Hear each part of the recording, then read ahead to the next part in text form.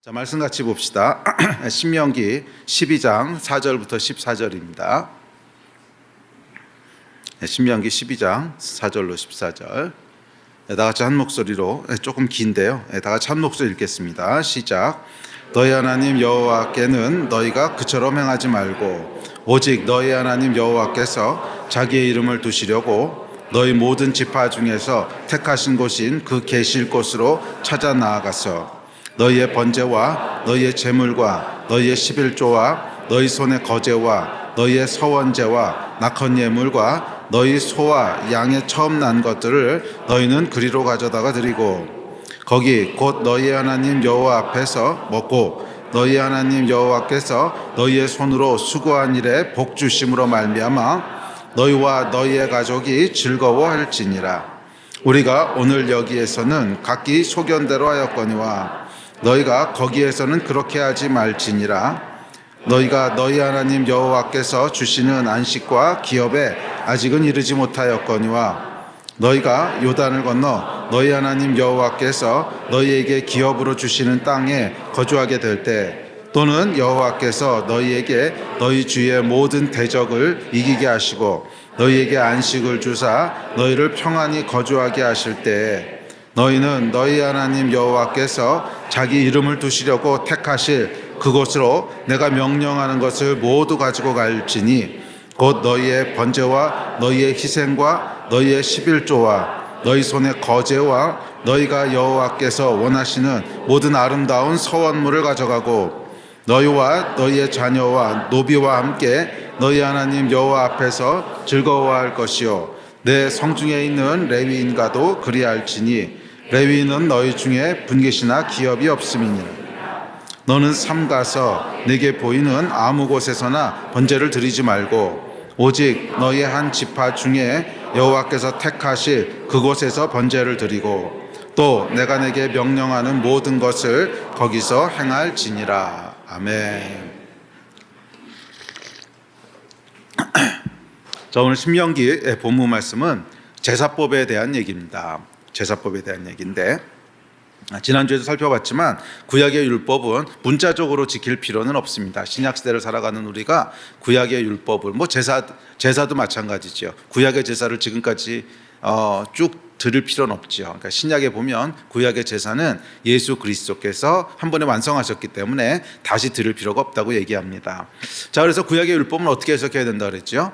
그렇다고 의미 없는 말씀들이 아니죠. 구약을 하나님 주셨던 이유는 그것을 우리 마음의 태도로 그리고 영적인 상징으로 그렇게 풀어서 적용해야 된다, 이 말씀을 드렸습니다. 그것이 신약 성경이 얘기하고 있는 구약 율법에 대한 해석과 적용법입니다. 자, 제사도 마찬가지입니다. 제사도 그 문자적으로 오늘날도 속죄제, 속건제, 낙헌제, 거제, 요제 이런 거 드릴 필요는 없지만 그것이 무엇을 의미하는지, 그것을 우리 마음의 태도로 어떻게 적용해야 되는지, 그리고 또 영적인 상징으로 어떻게 풀어서 적용해야 되는지를 살펴봐야 됩니다. 자, 그래서 이렇게 구약의 제사법도 마음의 태도와 영적인 상징이라는 의미로 해석하고 적용할 때 우리가 많은 유익을 얻을 수 있고 많은 것을 배울 수 있습니다. 그래서 오늘부터 시작해서 몇 번에 걸쳐서 2번, 3번 이상 될 것 같은데 구약의 제사법에 대해서 함께 좀 살펴보려고 합니다. 이 구약의 제사법을 구체적으로 어떻게 제사를 드렸고 이 제사는 뭐고 이런 것보다는 그 제사가 우리에게 의미하는 게 뭔가, 우리가 어떤 마음의 태도로 하나님 앞에 나가야 되는가, 또 어떤 영적인 상징들을 담고 있는가 하는 것 위주로 함께 살펴보려고 합니다. 자, 시작해 봅시다. 자, 모세는 제사에 대한 가르침을 이렇게 시작합니다. 4절입니다. 시작. 너희 하나님 여호와께는 너희가 그처럼 행하지 말고. 자, 뭐라고 시작하냐면 너희 하나님 여호와께는 그처럼 행하지 말래요. 그러니까 그 앞에 뭔가 얘기한 게 있는 거죠. 그처럼 행하지 말라 그랬으니까 그렇다면 그처럼은 뭘 의미할까요? 그렇죠. 우리가 지난주에 살펴본 1, 2, 3절 의미할 겁니다. 1, 2, 3절의 내용은 뭐냐면 우상 섬기는 내용이었어요.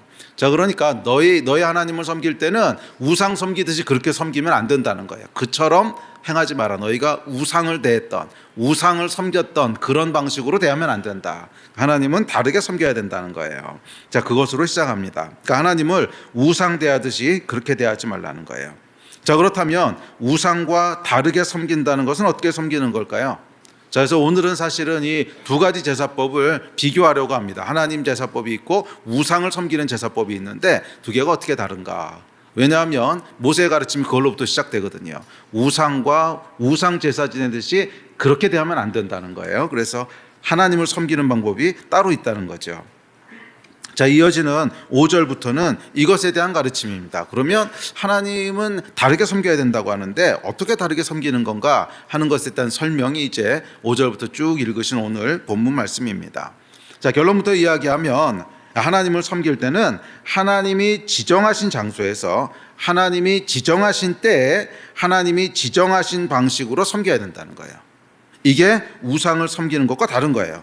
우상은요, 반대입니다. 내가 원하는 장소에서, 내가 원하는 때, 내가 원하는 방식대로 그냥 섬기면 돼요. 그런데 하나님 제사법은 다르다는 거예요. 그러니까 우상 제사는 내가 원하는 때, 내가 원하는 방식으로, 내가 원하는 곳에서 그렇게 했다면 하나님 제사법은 정반대입니다. 하나님이 지정하신 곳에서, 하나님이 지정하신 때, 그러니까 때가 따로 있죠. 절기들이 쭉 있잖아요. 그래서 언제 성전으로 나와야 되는 때가 다 지정돼 있죠. 지정하신 때에 지정하신 방식으로 그렇게 제사해야 된다는 것입니다. 자, 하나님의 제사법에 대해서 좀 더 구체적으로 하나씩 살펴봅시다. 자, 먼저 5절입니다. 시작.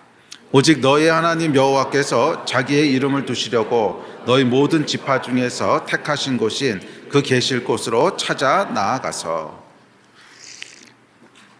자, 첫 번째 하나님께서 명령하신 제사법은 성전에 대한 것입니다. 하나님께서 한 장소를 자기 이름을 위해 택하실 것이라고 말씀하십니다. 그러니까 이건 이제 후에 지어질 성전을 의미하죠. 근데 아직 이때는 성전이 지어지기 그러니까 성전이 지어지기 전이고 또 성전이란 이름도 붙여지기 전이기 때문에 뭐 학자들은 이것을 유일 중앙 성소다 뭐 이렇게 부르기도 합니다. 그러니까 중앙에 뭔가 한 곳을 성스럽게 구별해서 하나님 두실 건데 유일하게 한 곳만 두신다는 거예요. 그래서 학자들은 이것을 유일 중앙 성소다 이렇게 부르기도 하는데 뭐 많이 쓰는 용어는 아닙니다. 왜냐하면 훗날에 이제 성전이라고 이름이 붙여지기 때문에 그냥 성전이라고 부르죠. 근데 이때는 아직 그 성전이 지어지기도 전이고 성전이라는 이름이 지어지기도 전이기 때문에 뭐 이때는 학자들이 그냥 유일 중앙 성소 뭐 이렇게 부르기도 합니다. 자, 이건 이스라엘 중앙에 유일하게 한 장소를 성소로 거룩하게 구별하신다는 거예요. 제사에 대한 모세의 첫 번째 가르침은 장소에 대한 것이었습니다. 사실 이 유일 중앙 성소라고 하는 것은 백성들에게 상당히 부담되고 귀찮은 제도였습니다. 생각해 보세요. 예를 들면 이런 거예요. 예배를 드려야 되는데 예배 장소는 서울 종로에 딱 한 군데밖에 없어. 그래서 모든 하나님의 백성들은 항상 거기 가서 예배 드려야 돼. 야, 이거 여러분 굉장히 귀찮고 부담될 겁니다. 그렇지 않아요? 딱 예배 장소가 종로까지 가야 되는데 거기 여러분 차가 얼마나 막혀요. 거기 차가 얼마나 막혀요. 근데 뭐 수원사는 우리는 좀 그렇다고 쳐도 부산서는 대구서는 여기서 오는 사람들은 여러분 굉장히 귀찮고 부담스러울 겁니다. 더군다나 뭐 그 당시에 KTX가 있었던 시대도 아니고 뭐 차도 없었을 때고 다 걸어 다녔잖아요. 다 걸어 다녔습니다. 그것도 아이들 다 손잡고 끌고 그다음에 제물로 드릴 양, 소 끌고 며칠씩 걸어서 다닌 거거든요. 여러분 이게 굉장히 부담스럽고 굉장히 귀찮은 그런 제도입니다. 유일중앙성소라고 하는 게 그렇게 간단한 게 아니에요. 굉장히 귀찮은 제도인데 하나님 그거 하라 그러셨단 말이에요. 그걸 하라고 명하십니다. 왜 그러셨을까요? 왜 이렇게 귀찮게 하셨을까? 뭐 여러 가지 이유가 있을 거예요. 그런데 그 이유 중 하나는 저는 이거라고 생각을 하는데 그것은 뭐냐면 이 하나님을 섬기는 것은 나 중심이 아니라 하나님 중심이어야 돼 하는 것을 가르치기 위함입니다. 뭐 여러 가지 다른 이유도 있겠죠. 그런데 그 이유 중에 중요한 한 가지 이유는 하나님을 섬기고 예배한다는 것은 나 중심으로 하는 게 아니라는 거예요. 하나님 중심으로 하는 거지. 여러분, 죄의 핵심이 뭐예요? 나 중심이거든요. 죄는 하나님 중심에서부터 나 중심으로 옮겨간 것을 성경은 죄의 본질, 죄의 핵심이라고 얘기합니다. 그런데 사람은, 타락한 인간은 그냥 가만히 두면 오토매티컬리 나 중심이 돼요. 가만히 두면 그냥 알지도 못하는 사이에 나 중심이 돼요. 그래서 이 하나님을 섬기고 예배하는 것도 당연히 나 중심으로 하려고 합니다. 그게 뭐예요? 우상 제사법이죠. 내가 원하는 때 내가 원하는 곳에 내가 원하는 방식으로 다 나 중심이잖아요. 예, 그런데 여호와께는 그렇게 하면 안 된다는 거예요. 여호와께는 그렇게 하면 안 되고 하나님 중심으로 해야 된다는 거예요. 이것을 가르치기 위한 것이 이유 중 하나입니다. 자, 이것은 장소뿐 아니라 시간과 방법도 마찬가지인데요. 정해진 시간에 절기지요. 정하신 장소에서 성전에서 정하신 방법대로 복잡한 제사법 그렇게 하나님 섬겨야 된다는 거예요. 내가 원하는 시간에 내가 원하는 장소에서 내가 원하는 방법대로 하는 게 아니라 아무리 바쁘고 일정이 겹쳐도 명하신 때 절기에 해야 됩니다. 아유, 이번 절기에는 이번 주월절에는 아유 내가 좀 안 돼. 뭐 결혼식도 있고 뭐가 있고 일주일 먼저 가서 제사 드리고 와야지. 이런 거 안 된다는 거예요. 아무리 바쁘고 아무리 일정이 겹쳐도 딱 정한 때 절기에 와야 됩니다. 또 아무리 멀어도 명하신 곳까지 가서 해야 됩니다. 성전에서. 사실 그러니까 이스라엘이 남북으로 나눠지고 난 다음에 이제 북쪽 이스라엘은 사실 성전이 없잖아요. 그래서 아무데나 산당을 짓고 예배하기 시작했습니다. 그러다 나중에 이제 한 곳에 뭐 비슷한 것 져놓긴 하는데 하여간 그 이스라엘 역사를 보면 이스라엘을 타락시켰던 주범이 뭐예요? 가까이 있는 산당이거든요. 가까이 있는 산당. 거기서 물론 바알도 섬기고 아세라도 섬기고 그랬지만 많은 사람들이 거기를 여호와의 이름으로 거기 가서 제사 드렸다는 거예요. 여호와의 이름으로 가서 제사 드렸다는 거예요. 내가 원하는 곳에서 또 아무리 귀찮아도 명하신 방법대로 제사법대로 해야지 뭐 귀찮다고 요번엔 약식으로 해 뭐 그렇게 그 하라는 대로 다 하려면 너무 복잡해. 그냥 요번엔 약식으로 한 가지만 하자. 한 가지만. 안 된다는 거예요. 제사법대로. 하나님은 그렇게 섬겨야 된다는 거예요. 아멘이십니까? 네. 이 귀찮은 수고를 통해서 우리는 또 이스라엘은 하나님이 나를 섬기시는 것이 아니라 내가 하나님을 섬기는 것임을 배우게 됩니다. 하나님이 나를 위해 존재하시는 것이 아니라 내가 하나님을 위해 존재하는 것을 배우게 됩니다. 아멘. 이거 아무것도 아닌 것 같지만 여러분, 우리는 그냥 자동적으로 그렇게 돼요. 하나님이 나를 위해 존재하시고요, 하나님이 나를 섬기시는 그걸로 자동적으로 흘러갑니다. 진짜 깨어서요 막 사투를 벌이지 않으면 그냥 순식간에 그렇게 흘러가요. 뭐 신앙생활이라고 다르지 않습니다. 신앙생활을 해도 하나님이 나를 위해서 존재하시는 거고 하나님이 나를 섬기시는 걸로 그냥 그렇게 흘러가게 됩니다. 이게 죄거든요. 자, 이스라엘 백성은 여러분 하나님께 제사 드리기 위해서 그 먼 길을 며칠씩 걸으면서 뭘 생각했겠어요? 그렇지, 내가 하나님을 섬기는 거지. 이거 여러분 계속 리마인드 되지 않겠어요? 그 먼 길을 여러분 이게 좀 덥습니까? 그 더운 곳을 애들까지 다 끌고 며칠씩 걸어가면서 뭔 생각했을 것 같아요? 계속 리마인드 되는 게 그렇지, 내가 하나님 섬기는 거지. 그렇지, 내가 하나님 섬기는 거지. 이거 리마인드 하지 않았겠어요? 이게 목적 중에 하나라는 거예요. 아마 그 먼 길을 걸으면서 하나님이 나를 섬기는 것이 아니라 내가 하나님을 섬기는 것이라는 사실을 뼛속까지 실감했을 겁니다. 몸으로 실감했을 거예요. 자, 요즘 같이 여러분 집 밖에 나갈 필요도 없이 소파에 편안하게 누워서 인터넷으로 예배 드릴 때는 절대로 배울 수 없는 진리입니다. 절대로 배울 수 없는 그래서 이스라엘 백성은 이 귀찮고 부담되는 과정을 통해서 내가 하나님을 섬기는 거지 하나님이 나를 섬기는 것이 아니라는 사실을 몸으로 체득해서 배웠습니다. 이게 제사법, 뭐 절기도 마찬가지고 장소도 마찬가지고 제사법도 마찬가지인데 그것의 하나의 이유라는 거예요.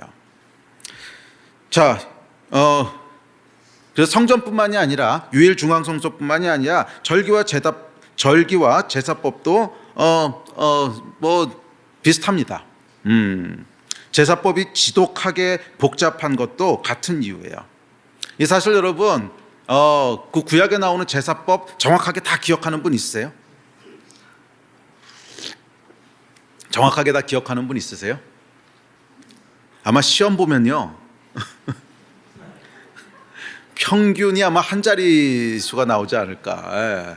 100점 만점에 평균 뭐 7점, 8점 이렇게 나올 것 같은데 그거 기억하는 분 있으세요? 정확하게 기억하는 분? 어떤 제사를 드릴 때는 곡식을 몇 에바 집어넣어야 돼 정확히 아세요? 이게 제사마다 다 다르거든요. 그러니까 어떤 제사는 10분의 1 에바를 넣어야 되고 어떤 제사는 10분의 2 에바 넣어야 되고 어떤 제사는 10분의 3 에바 넣어야 되고 또 기름 얼마나 넣는지 정확히 다 아세요? 기름 넣는 양도 다 다릅니다. 그러니까 어떤 제사에는 뭐 3분의 1 흰을 집어넣어야 되고 또 어떤 제사에는 4분의 1 흰을 집어넣어요. 그러니까 흰이라고 하는 게 단위인데 그러니까 다 달라요. 이거 정확히 기억하시는 분. 아마 제가 믿기로는 구약학 교수도 다 모를 거래요. 이거 구약학 교수도 다 모를 겁니다. 제사의 종류는 정확히 아세요? 이거 기억하는 사람도 많지 않을 거래요. 화목제, 속건제, 속죄제, 번제, 소제, 감사제, 서원제, 낙헌제 이거 말고도 많아요. 종류도 많고 방법도 다 다릅니다. 자, 이거 여러분 정확히 기억 안 되시죠? 그러면 왜 어떤 거는 10분의 1 에바를 집어넣고 어떤 건 10분의 2 에바를 집어넣어야 될까요? 왜 어떤 거는 기름을 2분의 1 흰만 집어넣어야 되고 어떤 건 3분의 1 흰을 집어넣어야 될까요? 이유가 뭘까요? 몰라요. 왜 그렇게 해야 되는지 과학적이고 합리적인 근거가 있습니까? 그것도 잘 모르겠어요. 그냥 랜덤이야. 그냥 랜덤이에요. 그러니까 하나님이 그냥 그렇게 정하신 거예요. 그러니까 이거 기억하는 게 보통 어려운 게 아닙니다. 이게 무슨 그렇게 해야만 되는 어떤 이유가 있고 근거가 있고 그러면 그렇지 이해하면서 외울 텐데 그게 아니에요. 이거는 그냥 왜 그렇게 해야 돼? 몰라요. 그냥 아무리 성경을 깊게 파보고 연구를 해봐도 왜 어떤 건 3분의 1 흰을 집어넣고 어떤 건 4분의 1 흰을 집어넣는지 아무도 모릅니다. 그냥 하나님 그렇게 하라고 하신 거예요. 그래서 이거 기억하는 게 보통 어려운 게 아닙니다. 제가 한번 그 마음 잡고 막 레위기 출애굽기 연구하면서 이 제사법을 다 정리해서 완전 정복한 적이 있거든요. 그렇죠. 목사니까 해봐야죠. 그래서 정말 완전 정복한 적이 있었어요. 그래서 모든 제사 방법과 막 모든 걸 표로 다 만들어서 그래서 이야 이제 제사에 대해서는 마스터했어. 지금 얼마나 기억날까요? 정말 하나도 기억 안 나요. 하나도. 정말 하나도 기억 안 나요. 무슨 제사가 있었는지 어떻게 드려야 되는지 아무것도 기억이 나지 않습니다. 제가 말씀드렸지만 구약학 교수도 이거 모를 겁니다. 주여. 근데 왜 이렇게 복잡하게 하셨을까요? 왜 이렇게 복잡하게 하셨을까?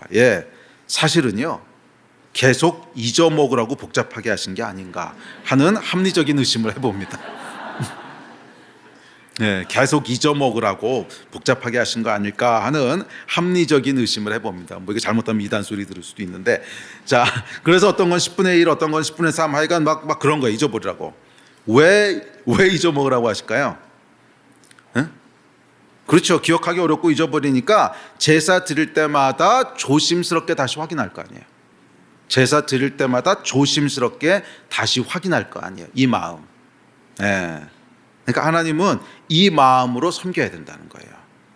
이 마음으로 섬겨야 된다는 거예요. 매사에 혹시 하나님의 뜻이 아니면 어떡하지? 조심스러워하는 마음. 그래서 물건 하나 살 때도 직장을 구할 때도 혹시 하나님의 뜻이 아니면 어떻게 하지? 다시 확인하고 조심스럽게 결정하는 마음. 이게 하나님을 섬기는 올바른 태도라는 거예요. 그냥 대충 아무렇게나 이거 뭐 이렇게 해도 되겠지 뭐 아니에요. 아주 복잡한 제사법을 통해서 하나님이 훈련시킨 것은 뭐냐면 이 마음이라는 거예요.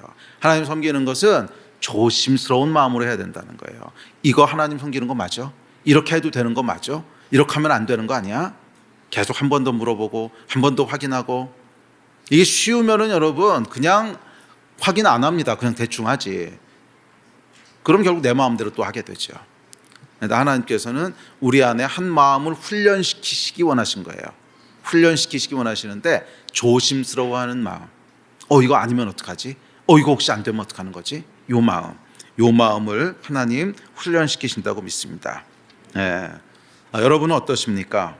매사에 하나님을 얼마나 신경 쓰십니까?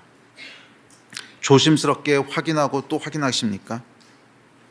혹시 구약제사법은 다 폐기됐는데 뭐 하고 무시함으로 하나님을 향한 태도까지도 폐기되진 않았습니까? 아니요 여러분, 구약의 이스라엘 백성은 하나님은 아무렇게나 함부로 대하면 안 되는 분이구나 하는 것을 이 제사법을 통해서요 몸으로 배웠습니다. 몸으로 할 때마다 조심스러워하고.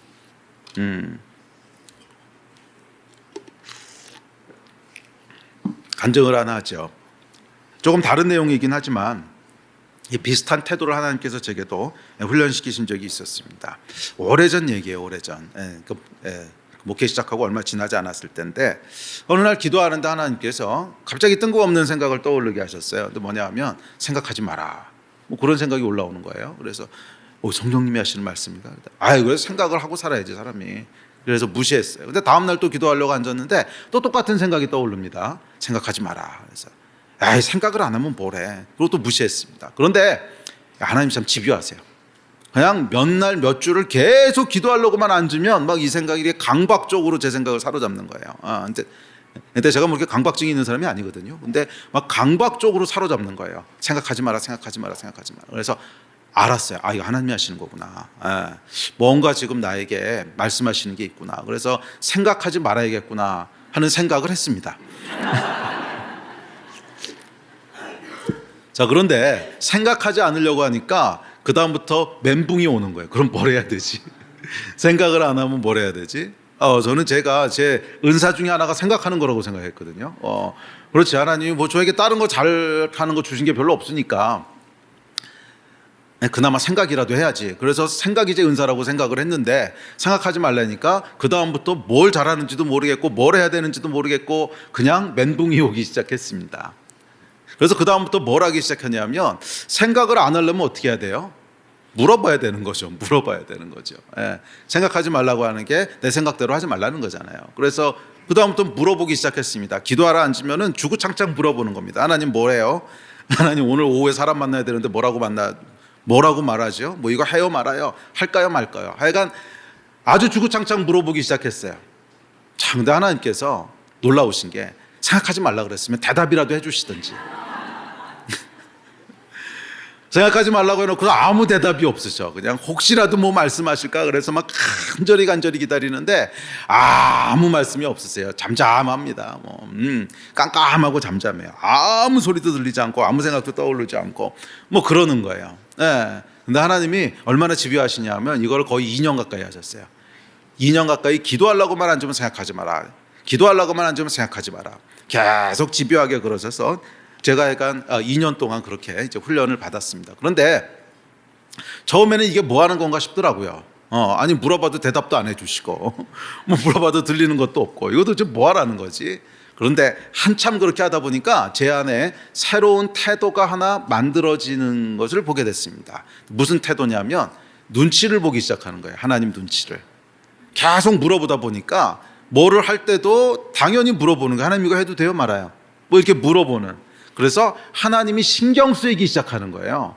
그러니까 그 전까지는 그렇게 신경이 안 쓰였거든요. 기도할 때 기도하고 그냥 뭐 기도 마치고 나와서 그냥 내 생각대로 살고 뭐 이래서 별로 신경이 안 쓰였는데 계속 매사에 사사건건 신경 쓰이는 거예요. 왜? 계속 물어봐 왔거든. 그러니까 계속 신경이 쓰이는데 뭘 하나 하려고 해도 물건 하나 사려고 해도 이거 사도 되는 거예요? 안 되는 거예요? 뭐 하나 결정하려고 해도 이거 해도 되는 거예요? 안 되는 거예요? 계속 신경이 쓰이기 시작합니다.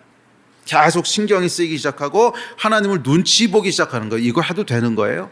계속 눈치 보기 시작하는 거예요. 하나님을 의식하기 시작했습니다. 그리고 시간이 흐르고 나서 제가 알았어요. 아, 이게 하나님을 경외하는 거구나. 이게 하나님을 경외하는 거구나. 그래요, 여러분. 하나님을 경외한다고 하는 것은 조심스러워하는 태도 아니겠습니까? 그게 경외하는 거 아니겠어요? 그냥 아무 신경도 쓰지 않고 아무 조심도 하지 않고 그냥 내가 원하는 거 퍽퍽퍽 해버리면 그거 무시하는 거 아닙니까? 예를 들어서 여러분 이제 결혼한 부부가 있어요. 부부가 있는데 뭐 집안에 그러니까 인테리어를 하려고 해. 그러면 존중한다면 물어보고 해야 되는 거 아니에요? 서로 의논하고 여보 이거 하려고 그러는데 여기다 이런 거 설치하려고 하는데 어때? 이러는 게 존중하는 거 경외하는 거지. 어느 날 남편이 갔다 와 봤더니 방이 바뀌어 있어. 어느 날 남편이 갔다 왔더니 부엌이 딴 부엌이 됐고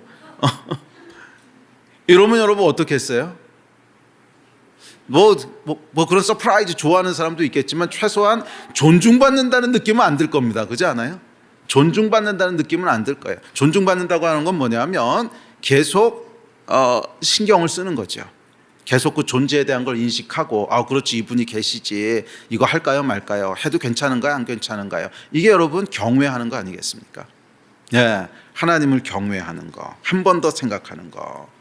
자, 그리고 하나님께서는 복잡한 제사법을 통해서 우리에게 하나님 경외하는 것을 가르치시고 훈련하시는 거죠. 가르치시고 훈련하시는 거죠. 매번 할 때마다 여러분, 매번 할 때마다 뒤져봤어야 될 거예요. 이거 2분의 1 넣는 거야? 3분의 1 넣는 거야? 아니면 곡식을 뭐 10분의 1 해야 돼? 10분의 2 해야 돼? 또 요번에 드리는 제사는 태워서 드려야 돼? 아니면 부어서 드려야 돼? 이거 어떻게 드려야 되는 거야? 이거 여러분 외우는 게 보통 힘든 게 아니거든요. 물론 그 사람들 외워서 했겠죠, 제사장들은. 하지만 할 때마다 신경 썼을 거라는 거예요. 이거 하나님 경외하는 거. 이유도 모르겠고 왜 그렇게 해야 되는지도 모르겠지만 하나님 하라 그러시니까 하는 거. 그게 여러분 올바른 태도 아니겠습니까? 다 이해가 돼서 하는 거 아니죠. 왜 그랬는지 몰라. 그런데 하나님이 그렇게 하라 그러시니까 그냥 하는 거. 이게 여러분 경외하는 거 아니겠습니까? 이 제사법이 정확히 그런 거죠. 왜 그렇게 해야 되는지 정확히 모르겠어. 그런데 그냥 하라 그러셨어. 그러니까 하는 거죠. 아멘. 자, 그런데 우상을 섬기는 건 다릅니다. 우상 제사에 세 가지 특징이 있는데 그것은 내가 원하는 때, 내가 원하는 장소에서, 내가 원하는 방식대로. 이게 우상 제사의 3요소입니다. 우상은 아무데나 내가 원하는 곳으로 들고 다닙니다. 우상은 아무 때나 내가 원하는 때에 들어가서 빕니다. 우상은 내가 원하는 방식대로 섬깁니다. 그런 의미에서 우상은 철저하게 나 중심입니다. 우상이 나를 위해서 존재하고 우상이 나를 섬기는 거죠. 자, 예를 들어서 금송아지로 하나님 형상을 만들었다 그러면 어떤 일이 벌어질까요? 일단 아무데나 편리하게 들고 다닐 겁니다. 포토불이잖아요. 포토불가. 그러니까 이게 아무데나 막 들고 아무데나 끌고 다닐 겁니다. 그리고 이렇게 하는 것을 통해서 하나님은 내가 원하는 곳으로 끌고 다녀도 되는 분이구나 하는 마음을 가지게 되는 거죠. 그러니까 우리는 부지불식 중에 하나님은 내가 원하는 것을 내가 원하는 때에 내가 원하는 방식으로 이루어주는 분이시구나 하는 생각을 가지게 됩니다. 여러분, 이제 아닌 것 같지만 우리도 사실은 이 제사법으로 하나님 제사할 때가 얼마나 많은지 그렇지 않습니까? 사람들이 신앙생활 하다가 뭐 낙심하거나 시험에 드는 이유는 다 이것 때문 아니에요. 내가 원하는 것, 내가 원하는 때, 내가 원하는 방식 이 중 하나라도 하나님이 내 뜻대로 안 해주시면 낙심하고 시험 들잖아요. 그 얘기는 뭐예요? 우리가 어떤 제사법으로 하나님을 제사하고 있었는지를 보여주는 거 아닙니까?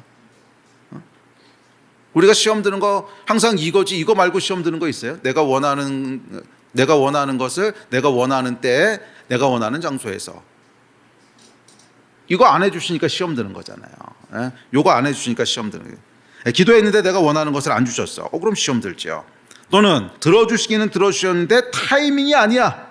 기다려도 너무 오래 기다리게 하셔. 이것도 시험 듭니다. 또 응답을 해주시기는 해주시는데 내가 원하는 방식이 아니야. 뭔가 응답은 하셨어. 근데 내가 원하던 방식이 아니야. 그런 건 들어주신 게 아니지. 당연히 시험 듭니다. 그래요, 여러분. 우리가 하나님께 기대하는 것은 내가 원하는 것을 내가 원하는 때에 내가 원하는 방식으로 이루어 주시는 것입니다. 우상의 제사. 그래서 사실은 하나님을 어떻게 대하냐면 알라딘 램프에서 나온 지니처럼 대하는 거예요. 알라딘 램프에서 나오는 지니. 자, 그런데 여러분 곰곰이 생각해 보면 하나님이 왜 나에게 그렇게 해줘야 되죠? 하나님이 왜 나에게 그렇게 해줘야 되죠? 아니 하나님이 나에게 좀 빚지셨습니까? 아니면 약점이라도 잡히셨습니까? 내가 뭐 하나님을 램프에서 꺼내준 것도 아니잖아요. 응? 원래 하나님 램프에 갇혀 계셨는데 내가 이렇게 해가지고 꺼내준 것도 아닌데 왜 그렇게 기대하느냐고요. 왜 그렇게 하셔야만 하죠? 사실은 아무 근거가 없어요. 잘 생각해 보세요. 하나님이 우리에게 내가 원하는 것을 내가 원하는 때에 내가 원하는 방식으로 들어주셔야 되는 이유가 뭡니까? 사실 이유 없거든요. 우리가 하나님을 램프에서 꺼내준 것도 아니고 뭐 빚지신 것도 아니고 그냥 내가 그렇게 기대하는 거예요. 그냥 내가 그렇게 정한 거예요.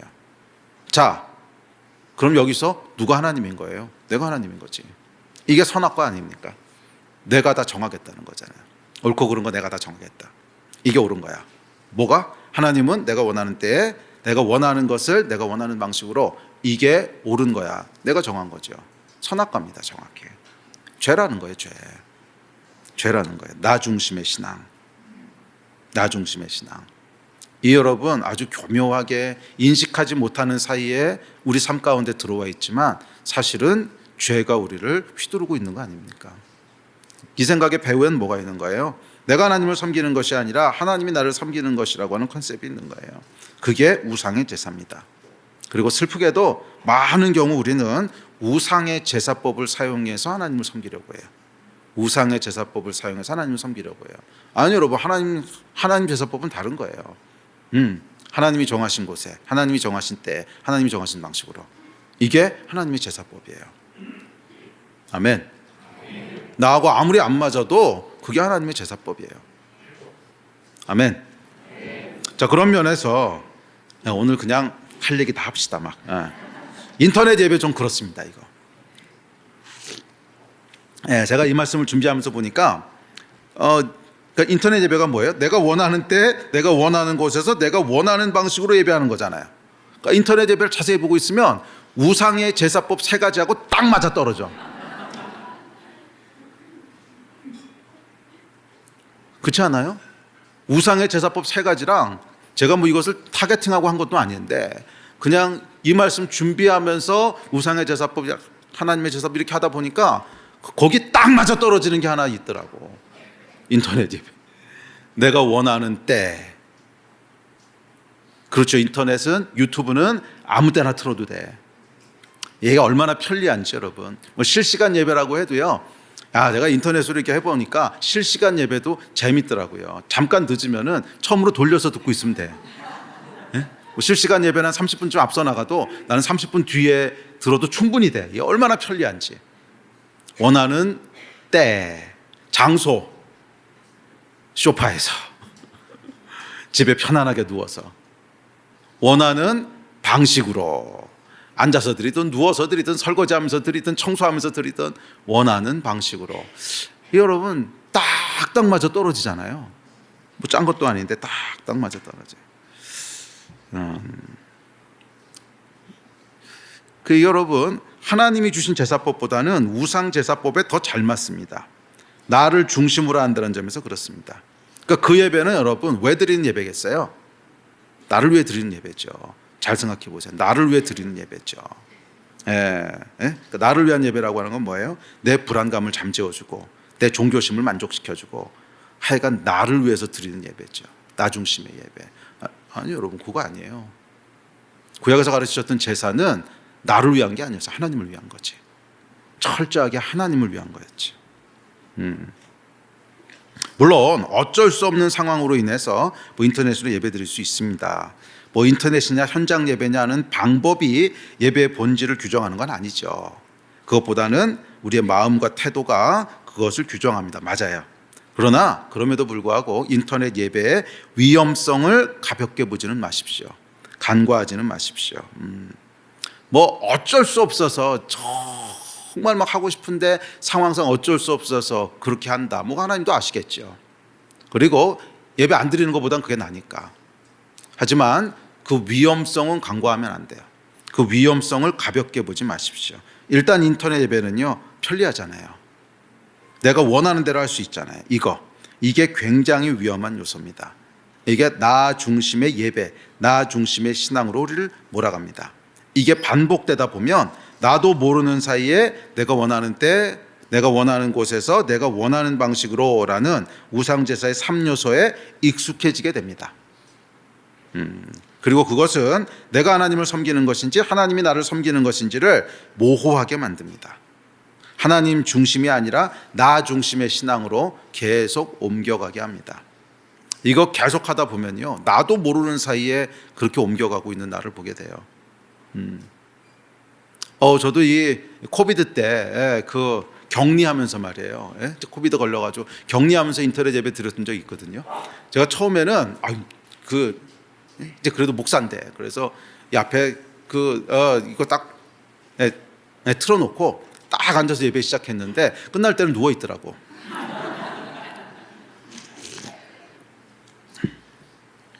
그런 경험들 안 하셨어요?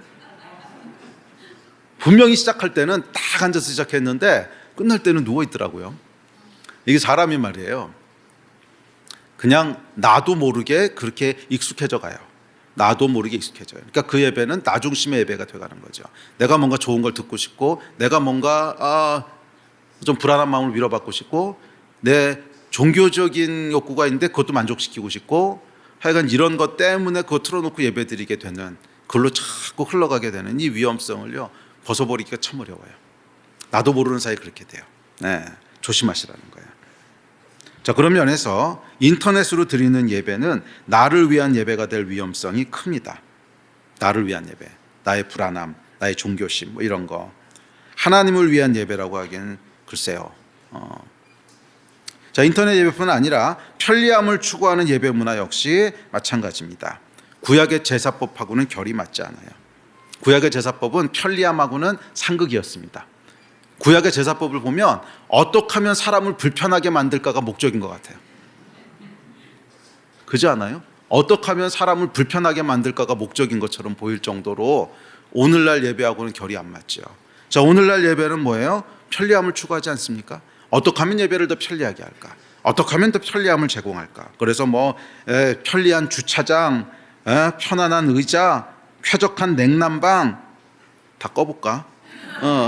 여기까지는 그렇다고 쳐요. 거기에 완벽한 음향 시스템, 화려한 조명, 너무 길지 않은 예배 시간, 설교가 긴 거는 치명적인 죄지요. 자, 보면 여러분, 교회를 찾는 기준이 다 뭐예요? 다 편리함이에요. 편리함. 다 편리함이에요. 아니요, 여러분. 예배는요 좀 불편해야 됩니다. 예배는 좀 불편해야 돼요. 아니, 불편해야만 합니다. 그래야 하나님에 대한 감을 유지할 수 있어요. 그래야 하나님을 향한 감을 유지할 수 있어요. 인간은 여러분 죄인이라서요, 조금만 편리해져도 하나님을 종 삼으려는 사악한 존재입니다. 저와 여러분은 사악한 존재예요. 조금만 편리하고 조금만 배부르면 하나님 잡아다 종 삼으려고 하는 거예요. 하나님이 우리 종이십니까? 아니면 우리가 하나님의 종입니까? 이거 예배라도 불편해야 그 감이 유지되지. 그렇지 않겠어요? 예배라도 불편해야 내가 왜 이 불편한 걸 참으면서 예배드리려고 하지? 그렇지, 하나님. 그래야 그게 유지되고 리마인드 되지 않겠습니까? 내가 왜 이 불편한 데서, 이 불편한 장소에서 하여간 우리 다음 주에 에어컨 없이 정말 한번 해볼까? 왜 이러고 있지? 왜 이러고 있지? 할 때 성령의 음성이 임하는 거 아니겠어요? 하나님을 섬기는 거라는. 아멘. 아멘이십니까? 예배는요 불편해야 돼요. 교회는요 여러분, 하나님 섬기는 것을 가르치고 훈련하는 것입니다. 하나님이 나를 섬기는 것이 아니라 내가 하나님을 섬기는 것이라는 사실을 가르치고 훈련해야 됩니다. 근데 이거 잘하고 있을까? 우리 교회도 마찬가지고. 현대교회는 여러분 말은 그렇게 하지만 실제적으로는 반대로 하고 있는 경우가 많지 않아요? 너무 교회가 아주 그 편리함. 그래서 어느 정도 기본적인 건 이해를 하지만 너무 편리함을 추구하다 보니까 그냥 사람들은 섬김 받는 거에 익숙해지는 거죠. 섬김 받는 거에 점점점 익숙해지는. 그래서 이게 도대체 하나님을 섬기는 건지 내가 섬김을 받는 건지, 오히려 섬김 받는 것을 계속 익숙해지도록 훈련시키고 있는 건 아닌가. 근데 구약의 제사법은 정반대였거든요. 구약의 제사는 여러분, 제사 드리러 왔을 때 섬김 받는다는 느낌, 죄송합니다, 1도 없었습니다. 그 먼 거리를요, 그 더운데 소 양까지 끌고 와서, 그렇다고 그 주변에서 숙소를 제공해 줬습니까? 뭘 제공해 줬습니까? 거기 어떻게 다 잤는지 몰라. 그러니까 예수님 나중에 태어나실 때 보면 방이 없어가지고 마구간에서 태어나시잖아요. 잘 곳도 제대로 없어. 숙소를 제공해 주는 것도 아마 오늘날이었으면 난리 났을 거예요. 아니, 교회가 이런 행사를 해서 다 불러놨으면 숙소라도 미리 예약을 해놨어야지, 이것도 안 해놓고 이런 미친놈들, 아마 난리 났을 겁니다. 아마 난리 나지 않았겠어요? 그런데 구약은 그렇게 했단 말이에요. 그러니까 이게 오늘날 교회가 과연 성경적으로 가고 있는 건가? 혹시 반대 메시지를 계속 주고 있는 건 아닌가? 반대 메시지를, 나는 섬김받아 마땅한 존재야, 섬김을 받아야 돼. 그래서 섬김이 당연한 게 되고, 그게 아니면 화를 내고 분노하고. 왜? 나는 섬김 받아야 되는데 안 해주거든. 이게 뭔가 여러분 반대 메시지가 자꾸 들어가는 거 아닐까요? 구약은 안 그랬는데, 성경은 안 그랬는데, 네가 하나님을 섬기는 거지 하나님이 너 섬기는 거 아니야. 구약의 제사법은 이 메시지를 계속 우리에게 줬는데 근데 신약의 예배는 반대 메시지를 계속 주고 있는 거 아닌가. 네, 참 고민됩니다. 저희 교회만 해도 여러분 교회를 향한 여러 가지 요구들이 있습니다. 정말 요구 많이 들어와요. 주중에 있으면 전화도 많이 오고요. 어떤 요구는 합당한 것들도 있어요. 교회가 더 성숙해지고 더 성경적이 되었으면 하는 마음에서 해주시는 참 좋은 그런 요구들도 있습니다. 너무 감사한 요구들도 많아요. 우리가 미처 생각 못했는데 그렇지, 성경적인 교회가 되려면 이거 해야지. 그런 것도 실제로 있습니다. 많아요. 또 어떤 것은 세상을 더 잘 섬기게 하려고 그래서 요구하시는 성숙한 요구도 있습니다. 그런데 이런 요구만 있는 건 아니에요. 그런 요구라면 할렐루야지. 그런 요구만 있는 것이 아니고 나의 편의를 제공해달라는 요구가 상당히 많습니다. 사실은 훨씬 더 많습니다. 대부분의 요구는 나의 편의를 제공해달라는 거예요. 아주 쉬운 것은 주차장에 대한 요구부터 시작해서요. 토요일에 성경 공부를 개설해 줄 수는 없느냐? 목요일 셀 모임은 시간이 안 되는데 내가 가능한 시간에 모이는 셀은 없느냐? 주일 아침 7시 예배를 개설할 수는 없느냐? 지하철역까지 셔틀은 안 해주느냐? 심지어 왜 목사님은 맨날 똑같은 옷을 입으시느냐? 다른 옷을 입을 수는 없느냐? 진짜예요. 별하별 요구가 다 있습니다. 별하별 요구가 다 있습니다. 물론 상황이 정말 불가능하고 정말 갈급해서 요구하는 걸 수도 있겠지만 한편으로는 교회가 내 편의를 맞춰주는 것을 기대하고 있는 것은 아닌가. 당연히 맞춰줘야 된다고 기대하고 있는 것은 아닌가. 교회가 당연히 그 정도 서비스는 해야지. 조금 더 나가면 내가 낸 헌금으로 사역자들이 먹고 사는데 그것도 안 해. 이 생각 말이에요.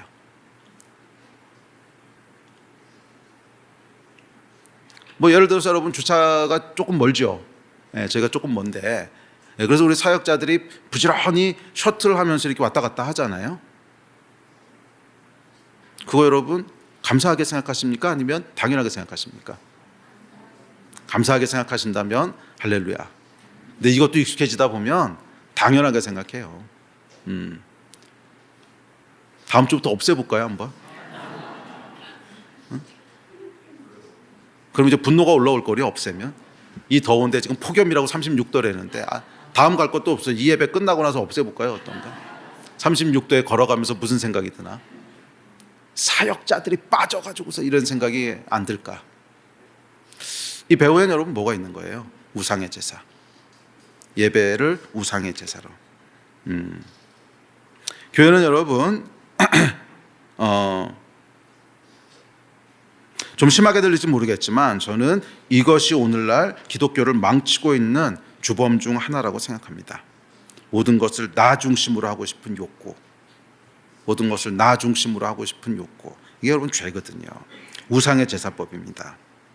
아니요 여러분. 우리는 나를 하나님께 맞추어야지 하나님을 나에게 맞추려고 해서는 안 됩니다. 저는 여러분 교회가 나에게 맞춰줄 것을 요구하는 태도는 아주 조심해야 된다고 생각해요. 교회는 여러분 서비스 기관이 아닙니다. 하나님을 서브하는 곳이지.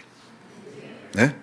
예배를 월십 서비스라고 하는데 월십 서비스라고 할 때 이 서비스는 여러분들에게 예배를 서비스로 제공해 준다는 뜻이 아니에요.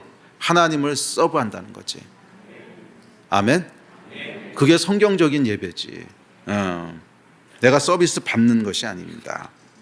그리고 하나님께서는 구약의 제사법을 통해서 그것을 가르치시고 훈련하셨어요. 그렇다면 교회 역시 그렇게 가르치고 훈련해야 되지 않을까요? 아마 그러면 불친절한 교회라고 욕먹으려나? 물론 교회는 한 사람 한 사람을 사랑하고 인격으로 존중해야 되죠. 그러나 그것과 과도한 편의성을 제공하는 것은 다른 것입니다. 예배는요 좀 불편해야 됩니다. 예배는 좀 불편해야 돼요. 자, 그렇기에 비성경적이거나 악한 것이 아니라면 정해진 구조에 나를 맞추는 것, 그게 영적인 훈련 아니겠어요? 그게 훈련 아니겠어요? 구약의 제사법이 그렇듯이 작은 것이지만 나를 예배에 맞추는 훈련, 작은 것이지만 나를 교회에 정해진 스케줄에 맞추는 훈련, 작은 것이지만 셀 모임은 언제 합니다. 그러면 내 스케줄을 조정해서 거기 맞추는 거. 이게 기본적인 훈련이죠. 또 많은 분들이 내 스케줄을 조정하려고는 하지 않고 내 스케줄에 그거 교회가 맞춰줄 수 없냐는 거예요. 안 할 겁니다. 그거. 죽을 때까지 안 할 거예요. 그럴 거면 셀에 들어오지 마세요. 그럴 거면 셀에 들어오지 마세요. 그것은 성경적인 방식이 아니기 때문에 그래요. 그 여러분 단순히 사람들이 하여간 가능한 시간들을 찾아서 이제 그때 셀 모임을 하기로 한 건데 그러면 내가 거기에 맞추는 것부터 시작해야죠. 그게 하나님 섬기는 거의 시작이고 기초 아닙니까? 그런데 교회는 당연히 나를 맞춰줘야 된다는 이 이교적이고 우상적인 생각이 얼마나 교회 안에 팽배한지 몰라요. 교회는 당연히 이런 건 해줘야 되고 당연히 이런 건 맞춰줘야 되고 사랑이라는 명목으로. 만약 그게 사랑이면 하나님은 사랑 전혀 없으신 분이시겠네요. 이런 황당하고 잔인한 제사법을 주셨는데. 아니 여러분, 저는 죽을 때까지 그거 안 할 겁니다. 여러분들이 맞추셔야 돼요. 그게 비성경적이거나 악한 것이라면 당연히 바꿔야죠. 그건 여러분들 얼마든지 말씀하시고 우리가 함께 기도하면서 얼마든지 바꿔나가야 되는데 뭐 그런 게 아닌데 그냥 언제 모일 거냐, 어떻게 모일 거냐. 그건 여러분 성경적 비성경적 이런 이슈가 아니잖아요. 편리하나 불편하냐 이슈지. 편리하나 불편하냐 이슈는 내가 불편해야 됩니다. 편리하냐 불편하냐 이슈는 내가 불편해야 돼요. 그래야 하나님 섬기는 거지. 아니면 하나님이 나 섬기신 거죠. 그런 거 요구하지 마세요. 아멘? 여기 아멘이 작아요. 아멘? 예. 이 불편함을 통해서 우리는 나 중심성에서 탈피해서 하나님 중심성으로 가는 것을 배우고 훈련하는 거예요. 네, 오늘 여러분 기독교의 타락은 우상의 제사법으로 하나님을 섬기려고 하는 것에서 기인합니다. 하나님을 섬기기는 섬겨요. 안 섬기진 않아요. 그러나 내가 원하는 곳에서 내가 원하는 때에 내가 원하는 방식으로 섬기려고 합니다. 죄송하지만 이건 우상의 제사지 하나님의 제사는 아닙니다. 그리고 사실 이게 오늘날뿐 아니라 기독교 역사에 등장하는 모든 타락은 사실은 그 근본에 가면 이게 있어요. 우상의 제사법이 있어요. 내가 원하는 때에 원하는 방식으로 원하는 곳에서 이 생각이 있어요. 이게 없는데 타락하진 않아요. 항상 이 생각이 먼저 들어오니까 뭐 시험 들고 낙심하고 어쩌고 저쩌고 하면서 타락하는 거예요. 하나님이 우리를 섬겨야 될 이유 없습니다. 하나님은 주인이시고 우린 종입니다. 하나님이 창조주시고 우린 피조물입니다. 하나님이 왕이시고 우리는 백성입니다. 그 말은 뭐냐면 하나님이 평생 나에게 정말 아무것도 안 해주시고 모든 기도에 하나도 응답 안 해주시고 하는 일마다 꼬이게 하시고 그래도 할렐루야 아멘 오케이 해야 된다는 거예요. 우리가 뭐 하나님을 램프에서 꺼내드렸습니까? 뭐 아니면 하나님 우리에게 돈 꿔주셨습니까? 우리가 하나님께 돈 꿔줬습니까? 하나님 그렇게 하셔야 될 의무 없으세요. 그래서 하나님이 행해 주시는 걸 은혜라고 부르는 거예요. 은혜. 아무 이유가 없는데 주시는 거. 맞아요. 우리 하나님이 그렇다고 평생 아무것도 안 해주시고 기도 응답 안 해주시고 이런 이상한 분은 아니에요. 은혜 하나님이시기 때문에 주시지만 그럼에도 불구하고 그것을 당연한 것으로 생각하는 것은 우상 숭배라는 거예요. 우상의 제사법에서부터 나온다는 거예요. 당연하지 않습니다. 은혜지 당연한 게 아니에요. 은혜지 당연한 게 아니에요. 그냥 평생 기도 응답 안 해주시고 아무것도 안 해주시고 정말 그래도 우리는 여전히 하나님 섬겨야 되는 거고 여전히 하나님께 감사해야 되는 거고 그게 올바른 태도 아니겠습니까? 우상의 제사법을 탈피합시다. 아멘. 우리 예배팀 앞으로 나오십시오.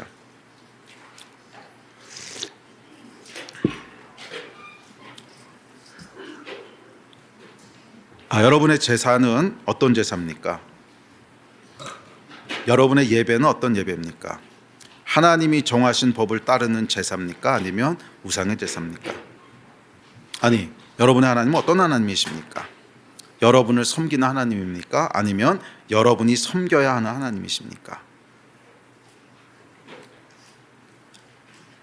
우리 하나님은 하나님이 정하신 곳에서 하나님이 정하신 때 하나님이 정하신 방법대로 하나님을 섬길 것을 명하십니다. 그리고 그곳에만 하나님의 이름을 두신대요. 내가 내 이름을 둘 한 장소를 선택했다 그랬어요. 거기에만 하나님의 임재와 역사가 있다는 뜻입니다. 맞아요, 여러분. 하나님의 임재와 역사는 하나님이 정하신 곳, 하나님이 정하신 때에 하나님의 방식대로 서 있는 사람, 그 사람에게만 임하는 거예요. 아멘. 예. 다른 곳에 서서 다른 것을 추구하며 다른 방식으로 거기에 하나님 임재 없어요. 하나님 역사 없어요. 우상의 제사로는 하나님을 만날 수 없습니다. 하나님이 정하신 때에 하나님이 정하신 곳에서 하나님의 방식대로 서 있는 그런 여러분 되시기를 주의 이름으로 축복합니다. 그게 우리가 마땅히 할 바며 인생의 진짜 복입니다. 아멘. 우리 자리에서 일어나서 같이 기도하실까요?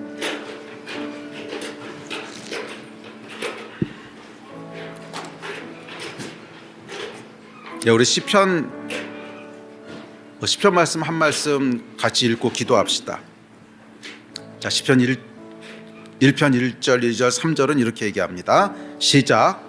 복 있는 사람은 악인들의 꾀를 따르지 아니하며 죄인들의 길에 서지 아니하며 오만한 자들의 자리에 앉지 아니하고 오직 여호와의 율법을 즐거워하여 그의 율법을 주야로 묵상하는도다. 그는 시냇가에 심은 나무가 철을 따라 열매를 맺으며 그 잎사귀가 마르지 아니함 같으니 그가 하는 모든 일이 다 형통하리로다. 아멘. 악인은 여러분, 하나님이 정하시지 않은 것, 내가 원하는 것, 하나님이 정하신 방식이 아닌 내가 원하는 방식, 하나님이 정하신 때가 아닌 내가 원하는 때, 이게 뭐예요? 악인은 죄인들의 길에 서는 사람이라는 거예요. 내 길에 서는 사람이라는 거예요. 의인은 그런 사람이 아닙니다. 율법을 주야로 묵상하여 하나님이 있으라고 하는 곳에, 하나님이 있으라고 하는 때에, 하나님이 있으라고 하는 방식으로 서 있는 사람, 그 사람이 의인이에요. 그리고 모든 하는 일이 형통할 거예요. 하나님이 그 이름을 거기 두시기 때문에 그래요. 우리 같이 좀 기도합시다. 오늘 기도하실 때 우리 안에 우상의 제사가 있었다면 좀 회개합시다. 이 하나님, 제가 우상 섬기듯이 하나님 섬기지는 않았는지 죄송합니다. 오늘로 이것을 스탑하고 하나님의 말씀대로 하나님 섬기겠습니다. 내 안에 있는 모든 우상의 잔재들을 다 제거하여 주시고 하나님만 섬기는 주의 백성 되게 하여 주시옵소서. 이 마음 가지고 주여 한번 부르짖고 다 같이 합심해서 기도하시겠습니다.